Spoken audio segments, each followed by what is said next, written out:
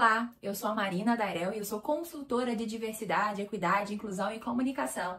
E hoje eu vim bater aqui um papo com você, aproveitando que o Dia da Mulher está chegando aí em março, sobre equidade de gênero.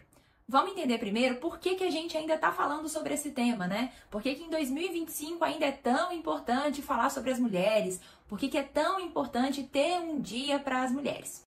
Vamos lá. Para começo de conversa, a gente ainda está falando sobre um Dia da Mulher, né? Celebrando essa data, porque existem muitas desigualdades de gênero, tanto no Brasil quanto no mundo. E é claro que não tem como falar de desigualdade sem falar de dados. Então eu vou trazer alguns dados aqui que são simples de entender. Não precisa ficar aí preocupado em não entender e achar que é uma conversa muito papo-cabeça. Não, não é. O primeiro dado é do Fórum Econômico Mundial. E segundo os estudos feitos pelo Fórum, a gente ainda vai levar 131 anos para conseguir terminar com a desigualdade de gênero.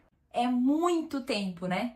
E nem eu, nem você e nenhuma pessoa que a gente conhece tem 131 anos sobrando aí para poder esperar a equidade de gênero chegar, né? E é claro que quando a gente está falando de 131 anos, a gente ainda está considerando que para chegar lá nesses 131 anos, a gente precisa de muitas ações ativas para acabar com a desigualdade de gênero, né? Não é simplesmente sentar e ficar esperando aí acontecer alguma coisa.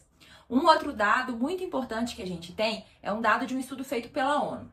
Ele mostra que 40% das pessoas acreditam que as mulheres são piores líderes do que os homens. E o mais chocante é que esse dado é de 2023. E essa pesquisa foi feita 10 anos antes pela ONU também. E os dados são os mesmos, ou seja, entre 2013 e 2023, essa crença de que os homens são melhores líderes que as mulheres não mudou.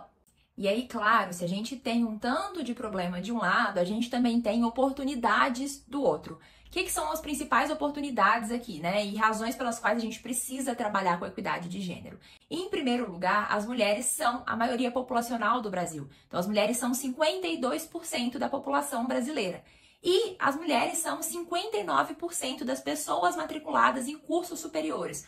Ou seja, as mulheres estão aí e elas estão sendo capacitadas. Então, por que a gente ainda tem a desigualdade de gênero? E o meu foco aqui vai ser principalmente no mercado de trabalho, tá?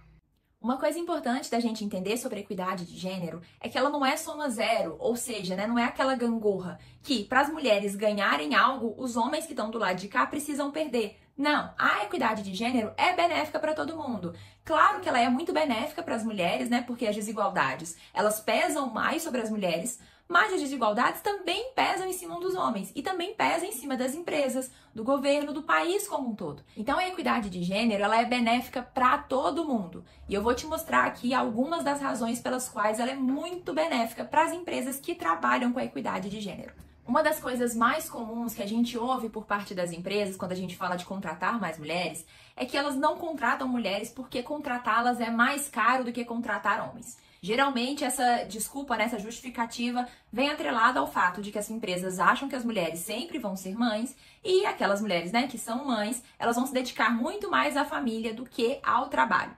E aí, uma das desculpas que se usa muito é o fato de que as mulheres têm uma licença maternidade maior, né? E isso faz com que elas ficam afastadas do trabalho. E aí, naquele tempo que elas ficam afastadas do trabalho, a empresa tem que contratar uma outra pessoa. O problema é que todo esse argumento é uma falácia. Para começo de conversa, vamos entender aqui que nem todas as mulheres querem ser mães, né? E aí, mesmo aquelas mulheres que querem, que vão ser mães, elas não vão se dedicar menos ao trabalho porque elas são mães. Isso aí é o viés da maternidade, né? Um preconceito que a gente tem, uma suposição que a gente faz ali de que as mulheres, elas, a partir do momento que elas se tornam mães, elas estão quase que incapacitadas para o trabalho, né? Elas só vão ter olhos e cabeça para a família. Isso não é verdade. E aí a gente tem estudos que mostram que mesmo com a licença maternidade sendo muito maior do que a dos homens, quando a gente olhar anualmente para as empresas, as mulheres têm apenas 2 dias a mais de afastamento do que os homens. Ou seja, não é uma diferença significativa, né? O que são 2 dias? Nada. Então esse argumento não serve para as empresas, não pode servir aí na sua empresa. Uma outra razão pela qual a sua empresa deve trabalhar com a equidade de gênero é um estudo feito pela consultoria McKinsey que mostra que aquelas empresas que têm equidade de gênero, né, que são líderes no tema, elas têm 25% mais chances de superarem as suas concorrentes financeiramente. Ou seja, no fim a gente está falando de aumento de produtividade, de resultados e, claro, de lucro. Outro ponto muito importante é que quando as empresas têm políticas de diversidade, elas conseguem, inclusive, atrair mais talentos e aí, é claro, elas têm mais opções de profissionais para elas poderem escolher quem são os melhores.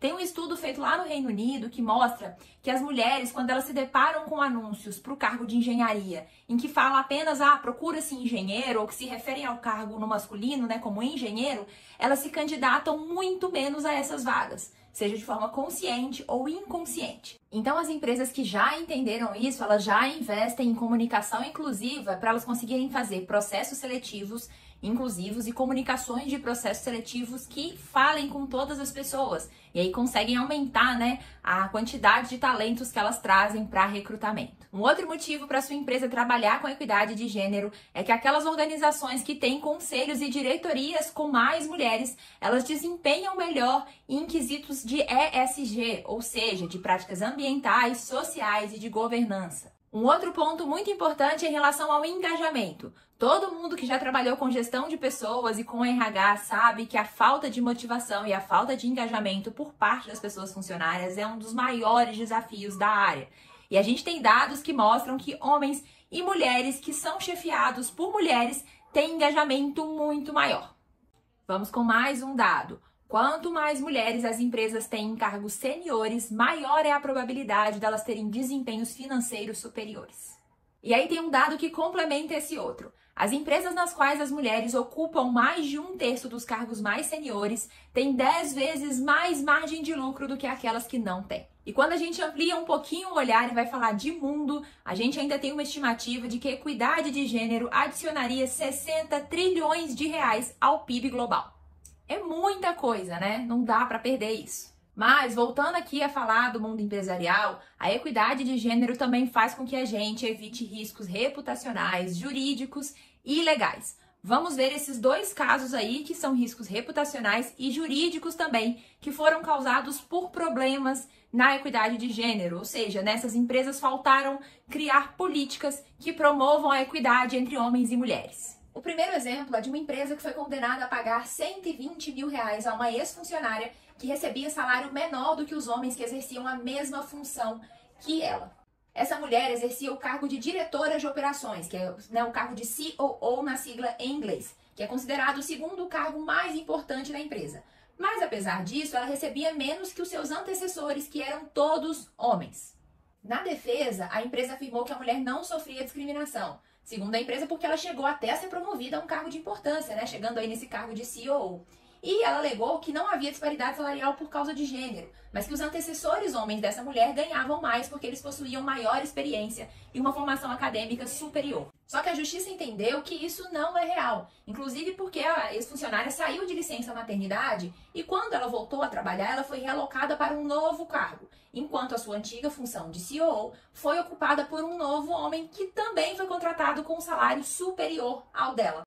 E aí, no fim das contas, a justiça entendeu que essa mulher tinha razão, que a empresa cometeu uma discriminação com base em gênero e obrigou essa empresa a pagar 120 mil reais em indenização. O outro caso é de uma empresa que dispensou mulheres para contratar homens. Nesse caso, o que aconteceu foi que as técnicas de enfermagem dessa empresa, elas alegaram que elas foram demitidas da empresa justamente pelo fato de serem mulheres e todas elas foram substituídas por homens. E aí elas sustentaram no processo que os homens, inclusive, sabiam o que aconteceria e que elas não. E aí, diante do boato sobre a substituição, os colegas ficavam dando indiretas para elas, como, por exemplo, o que você ainda está fazendo aqui? Cuidado que os novos técnicos estão chegando. E, você não foi demitida ainda? Em sua defesa, a empresa alegou que ela é prestadora de serviços e que uma mudança de contrato exigiu a contratação de empregados que pudessem acumular as funções de bombeiro e de técnico de enfermagem. Ambos são casos de riscos reputacionais e jurídicos que poderiam ser evitados se essas duas empresas tivessem políticas de equidade de gênero. Um outro ponto muito importante que a equidade de gênero faz muito sentido é em vista do ponto de vista legal. Aqui no Brasil, desde o começo de 2024, passou a valer a lei da igualdade salarial, que determina, muito além ali do que a Constituição já determinava antes, que homens e mulheres que ocupem a mesma função não podem receber salários diferentes. Por que essa lei existe? Porque homens e mulheres que ocupam a mesma função recebem muitas vezes salários diferentes. E claro, as mulheres recebendo menos do que os homens. E aí o que a lei determina? Entre muitas coisas, as empresas precisam prestar contas ao governo. Então, periodicamente, elas têm que preencher relatórios informando ali os salários que elas pagam, né, para cada cargo, para cada função, para o governo entender se elas estão pagando diferente homens e mulheres que ocupam a mesma função. E aí, caso elas estejam pagando de forma diferente homens e mulheres que ocupam a mesma função, elas vão ser punidas, né, com sanções e multas e vão ter que explicar para o governo o que elas estão fazendo para reverter essa situação.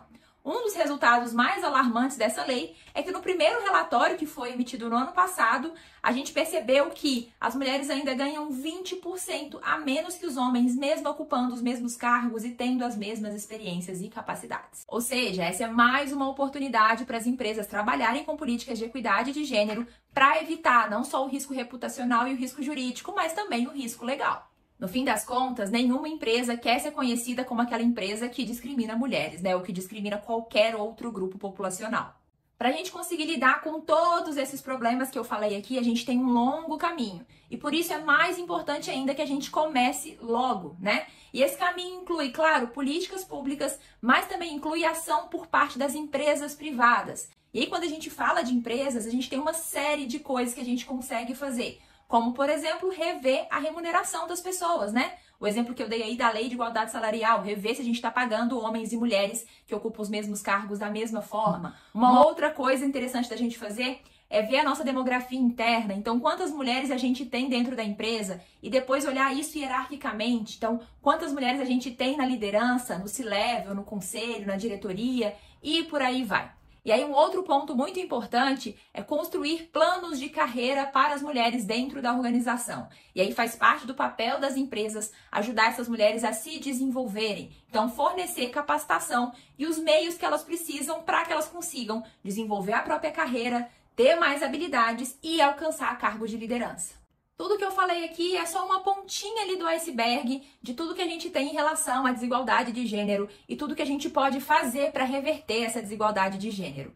É claro que esse tema se torna muito mais importante agora em março por causa do Dia da Mulher. E essa pode ser uma oportunidade ótima para sua empresa começar a desenvolver políticas de equidade de gênero. Mas é muito importante que as ações da sua empresa, as políticas, tudo que vocês pensem em relação à equidade de gênero, não fique restrito no mês de março. Então, chegou o mês de março e quer começar a fazer políticas, a desenvolver programas em relação à diversidade e inclusão focando em gênero, excelente. Essa é uma ótima oportunidade e eu posso te ajudar nisso. Para a gente conseguir diminuir as desigualdades de gênero, não basta fazer coisas só em março, né? A gente precisa conseguir fazer ações que sejam perenes, transversais e contínuas. E aí também, para isso, eu posso te ajudar. Se você quer começar a trabalhar o tema aí na sua empresa, ou se você já começou a trabalhar esse tema aí na sua empresa, mas não sabe o que fazer a partir de agora, manda uma mensagem pra gente, a gente vai marcar uma conversa e nós vamos te ajudar a trilhar um caminho cada vez mais em direção à equidade de gênero. Até mais!